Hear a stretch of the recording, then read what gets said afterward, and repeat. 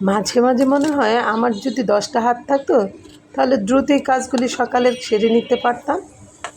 সকালে ভীষণ ঝামেলা হয়, কোনটা ছেড়ে যে কোনটা করব বুঝেই উঠতে পারি না। হ্যালো, আসসালামু আলাইকুম এভরিওয়ান, ওয়েলকাম জানাচ্ছি আমার এই কিচেনে। সকালে উঠেই ভাত আর করলা ভাজি করে নিয়েছি, আর এইখানে চিকেন একটু ম্যারিনেট করে নিচ্ছি মেয়ের টিফিনের জন্য। মেয়ে চিকেন ফ্রাইটা খুবই বেশি পছন্দ করে, তাই ম্যারিনেট করে ফ্রিজে রেখে দিব। আর এদিকে একটা প্যান বসিয়ে দিয়েছি রান্না করার জন্য। আজকে নদীর ভাগনা মাছের ঝোল করে নিব। এই মাছটা খেতে খুবই মজার হয়। এই মাছের নাম আপনারা কি বলেন? আমি আসলে সব মাছের নাম জানি না, কিছু কমন মাছ ছাড়া অন্য সব মাছের নাম কমই জানি। মাছটা আজকে একটু ভেজে রান্না করব, সেজন্য হলুদ আর লবণ মেখে নিয়েছি। এই যে দেখতেই পাচ্ছেন, টমেটো আর আলু দিয়ে ঝোলটা হবে মাছের।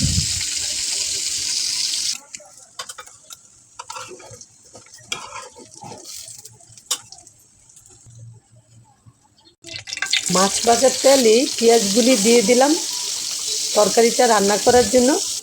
পেঁয়াজটা একটু ব্রাউন হয়ে এলে দিয়ে দিলাম আদা রসুন পেস্ট, হলুদ মরিচ লবণ ধনিয়া, অল্প একটু পানিও দিয়ে দিয়েছি যাতে মশলাটা পুড়ে না যায়। এখন ভালোভাবে কষিয়ে নিয়েছি। এই পর্যায়ে অল্প একটু পানি দিয়ে দিলাম আলু, কেটে রাখা আলুটা নেড়ে চেড়ে মশলার সাথে মিশিয়ে তারপর একটু কষিয়ে নিব ঢেকে। আলুটা কষানোতেই মোটামুটি সিদ্ধ হয়ে গেছে। এ পর্যায়ে পরিমাণ মতো ঝোল দিব। আসলে আমি ঝোলের পরিমাণটা একটু বেশি দিয়ে দিয়েছি, যেহেতু ঝোল ঝোল একটু তরকারি খাবো। তারপর কেটে রাখা টমেটোগুলিও দিয়ে দিলাম।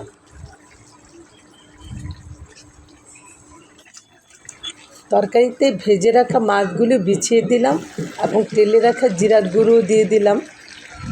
এখন ভালোভাবে বলক উঠলে টমেটোটা একটু গলা গলা অবস্থায় নামিয়ে নিতে হবে।